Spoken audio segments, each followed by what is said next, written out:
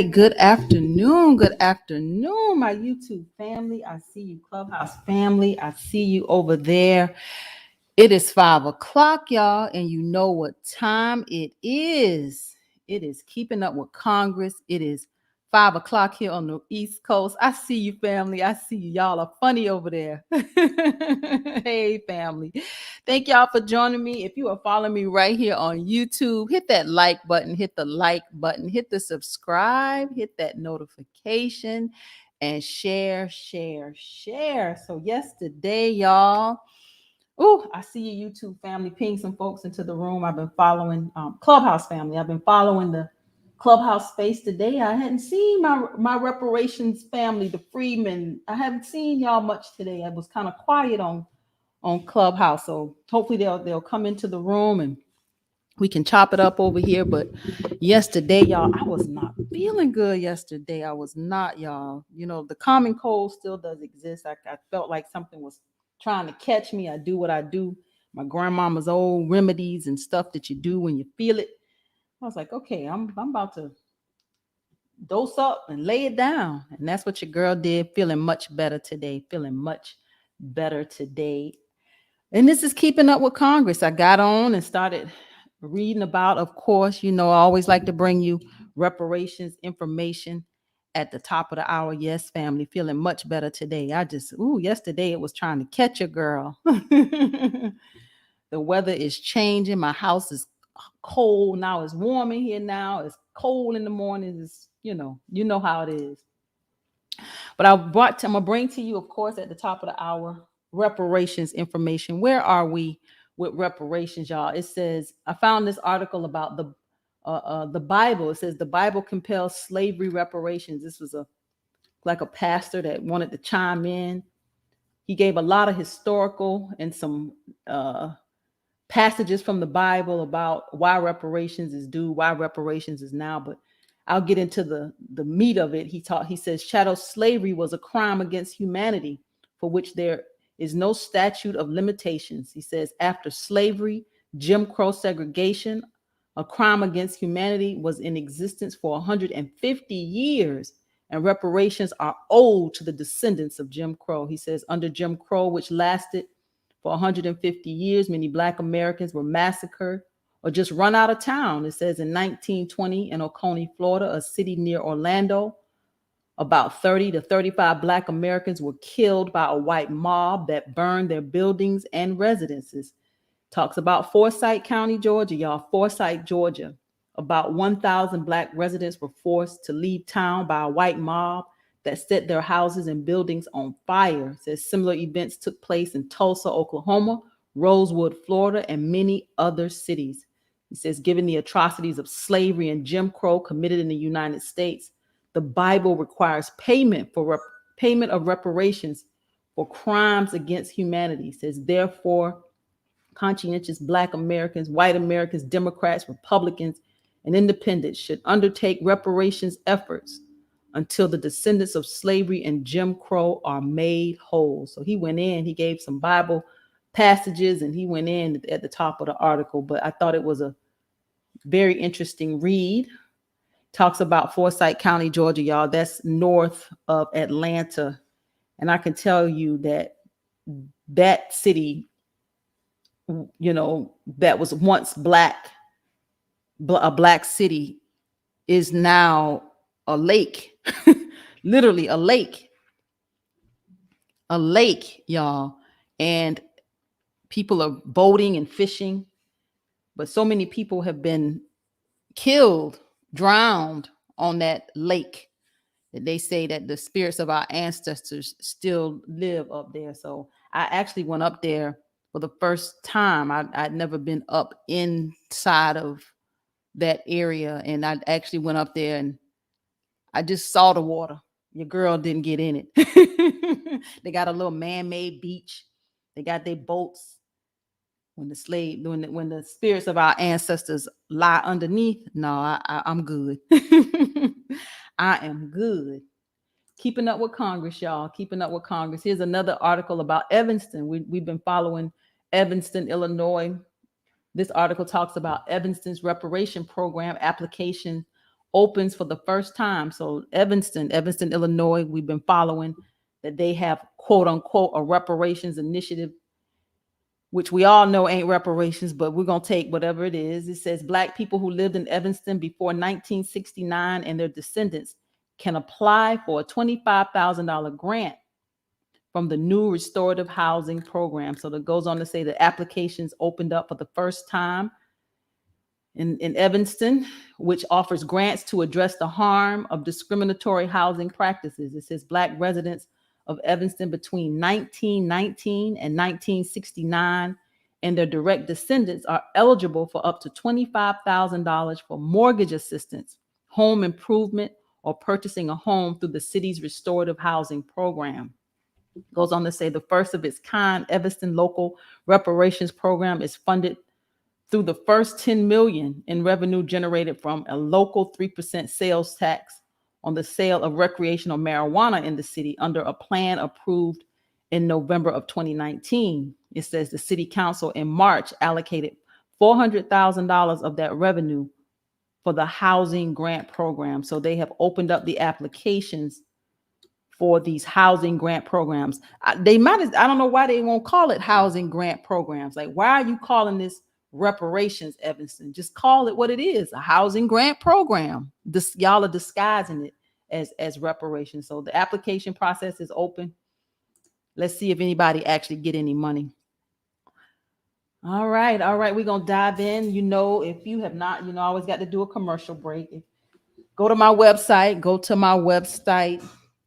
make sure that you have donated, and make sure you donate and volunteer and sign up. I have some nice little fundraisers there.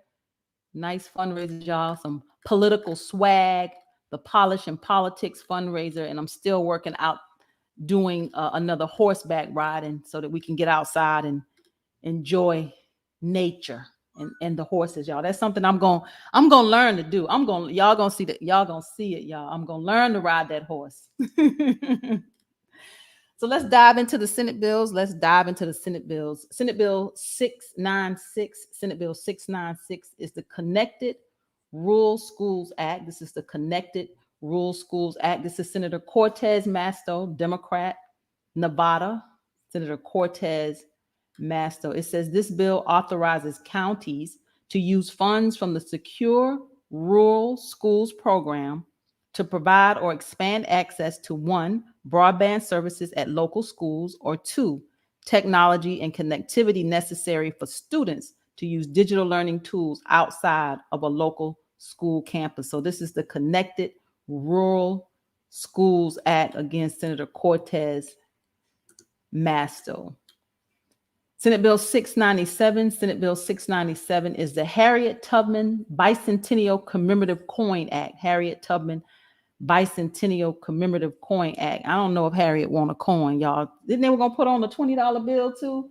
Now they're trying to do a coin. Damn. I mean, I just want them to find something else to do.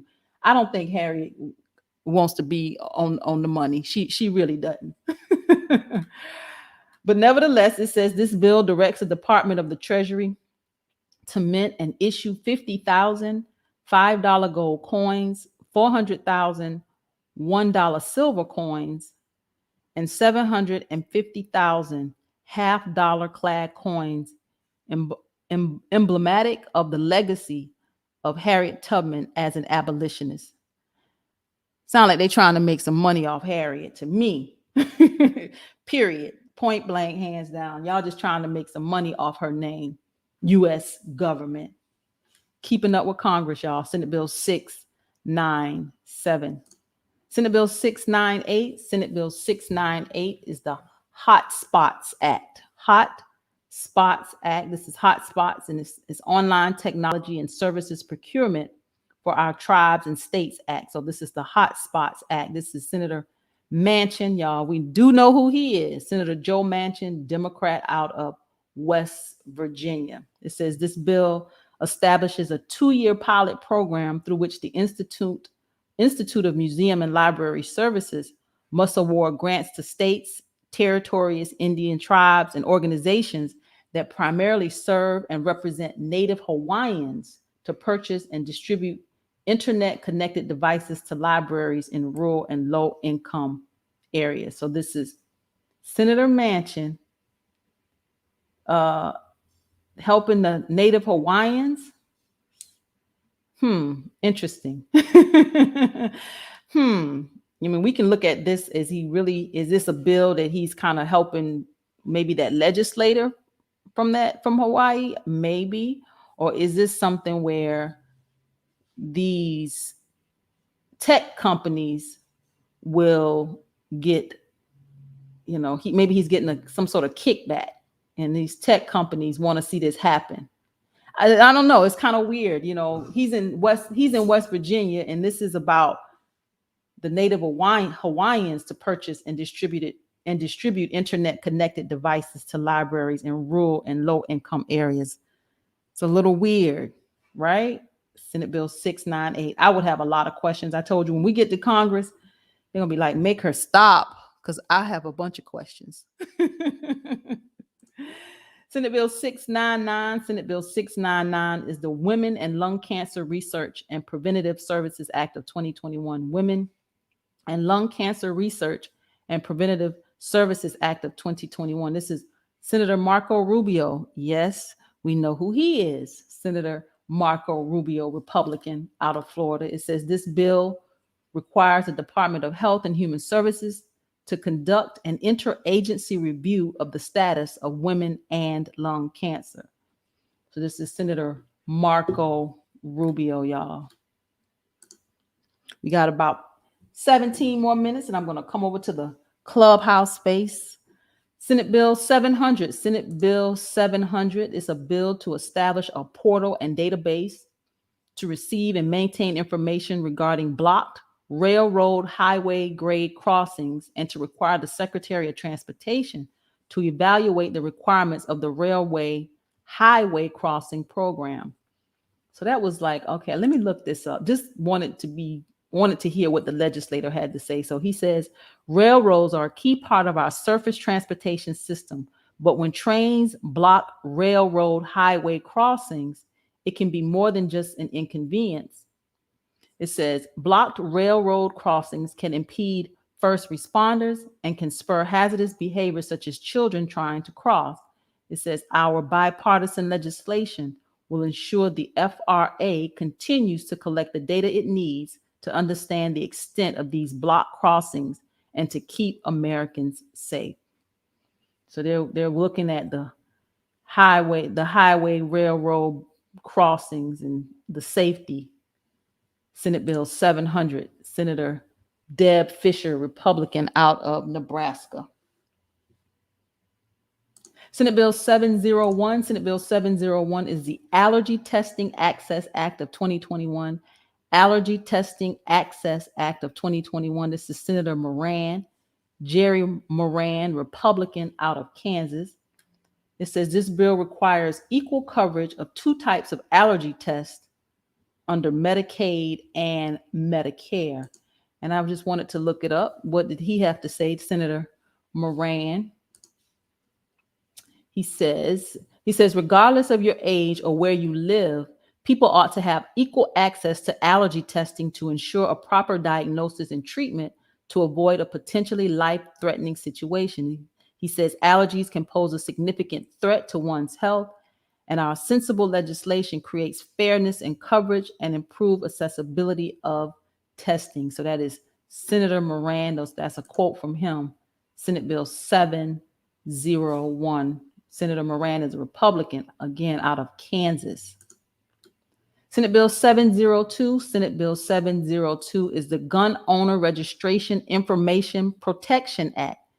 This is Cindy Hyde Smith, Senator Cindy Hyde Smith, Republican, out of Mississippi. It says this bill prohibits federal funding of or support for state databases that lists 1, firearms lawfully owned or possessed by individuals, or 2, individuals who lawfully own or possess firearms. I told you there's a lot of bills. There's certain bills we see, certain categories of bills that we see, and they stem from abortion, veterans, immigration, national security, gun legislation, and then streamlining of processes in Congress. So this is Senate Bill 702. Senator Hyde Smith, Republican out of Mississippi. Senate Bill 703. Senate Bill 703 is the Home Advantage for American Families Act. Home Advantage for American Families Act. This is Senator Rubio. Marco Rubio is a Republican out of Florida. We again know who he is. Look this one up. It says the Home Advantage for American Families Act seeks to reduce foreign investment in the urban real estate market, which much of which is connected to illicit activity, and instead increase investment in affordable housing. It says this bill stems from an increase in areas that are quickly becoming too expensive to live and the need to restore an equilibrium in housing markets for local residents who want to own a home and raise families. So again, this is Senator Marco Rubio, the Home Advantage for American Families Act. Senate Bill 704. Senate Bill 704 is Disaster Safe Power Grid Act of 2021. Disaster Safe Power Grid Act of 2021. This is Senator Wyden. Ron Wyden is a Democrat out of Oregon. It says this bill requires the Department of Energy to establish within its Office of Electricity Delivery and Energy Reliability a grant program that provides incentives for electric utilities to increase the resiliency of the power grid to withstand natural disasters and reduce the risk of wildfires. So this is Senator Ron Wyden, Democrat out of Oregon. Senate Bill 704. Senate Bill 705. Senate Bill 705. This is the Ports to Plains Highway Act of 2021. This is our boy, Senator Ted Cruz, Republican out of Texas. The Ports to Plains Highway Act of 2021. I looked this one up. It says this is legislation that would designate a portion of the Ports to Plains corridor as a future addition to the interstate highway system. So this is some infrastructure. He says designating the Ports to Plains corridor as an interstate highway would benefit the entire state of Texas and our great nation. It says thanks to the passage of the USMCA trade agreement, trade between Mexico and Canada has increased substantially to the benefit of Texas farmers, ranchers, manufacturers, energy producers, and small businesses. He says, I am pleased to join my colleagues to upgrade this critical infrastructure so that businesses that depend on this corridor for transit can cut costs and receive improved access to international trade. So that is a quote from Senator Ted Cruz. That was Senate Bill 705. Senate Bill 706. Senate Bill 706 is the Highway Formula Fairness Act. The Highway Formula Fairness Act. Again, Senator Ted Cruz, Republican out of Texas. It says this bill modifies the formula that the Department of Transportation uses to apportion federal highway funds among the states for the National Highway Performance Program. It says the Surface Transportation Block Grant Program, the Highway Safety Improvement Program, the Congestion Mitigation and Air Quality Improvement Program, the National Highway Freight Program, and Metropolitan Transportation Planning. So this is the Highway Formula Fairness Act. Again, Senator Ted Cruz, more infrastructure legislation coming out of Congress.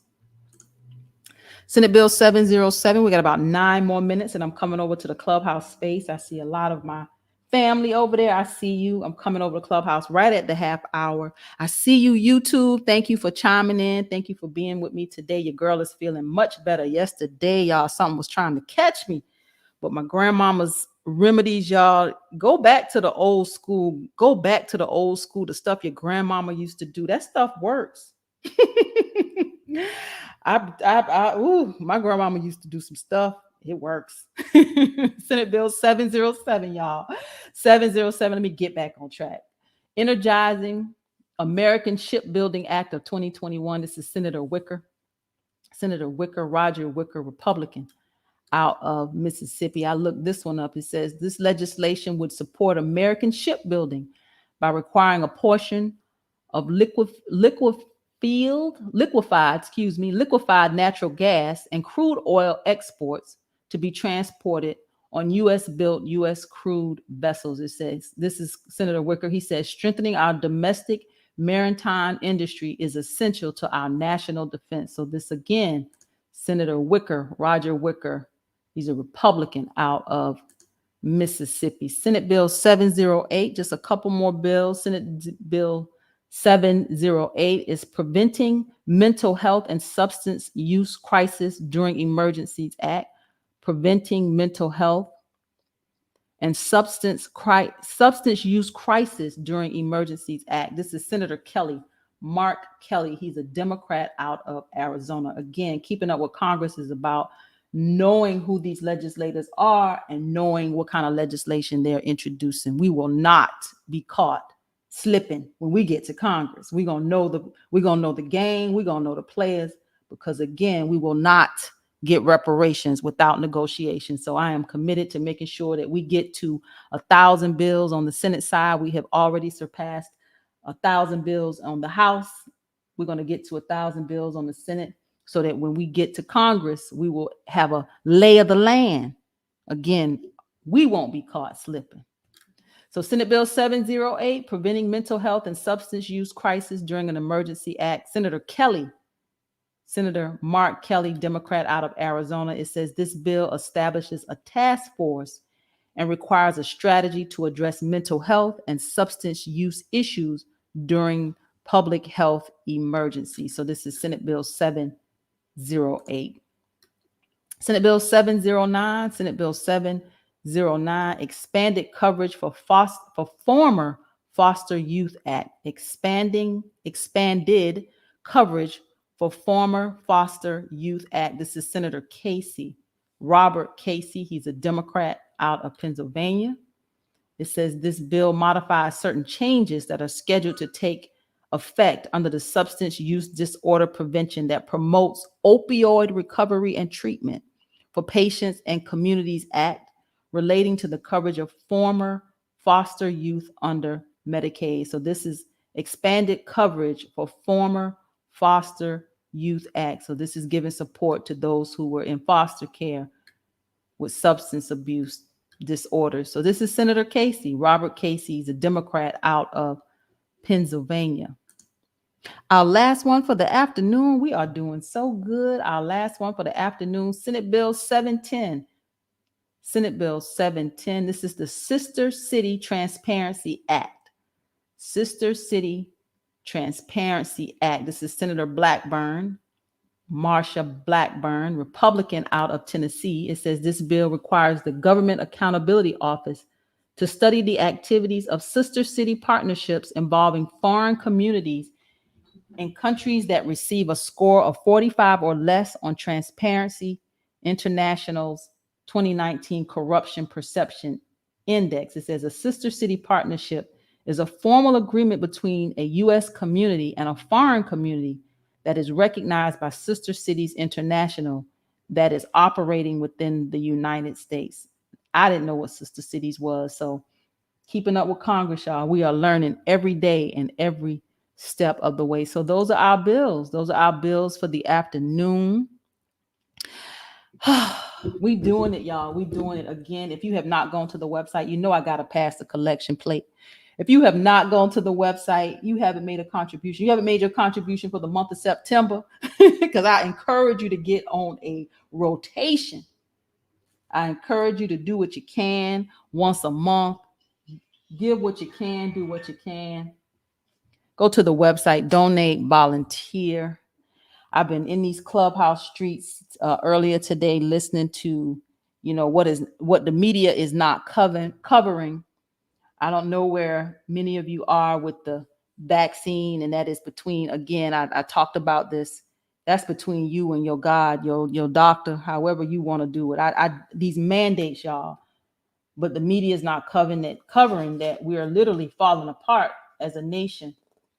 New York, I believe the deadline is it tonight at midnight, where They're going to have to take these vaccinations, or these people are going to be out of a job.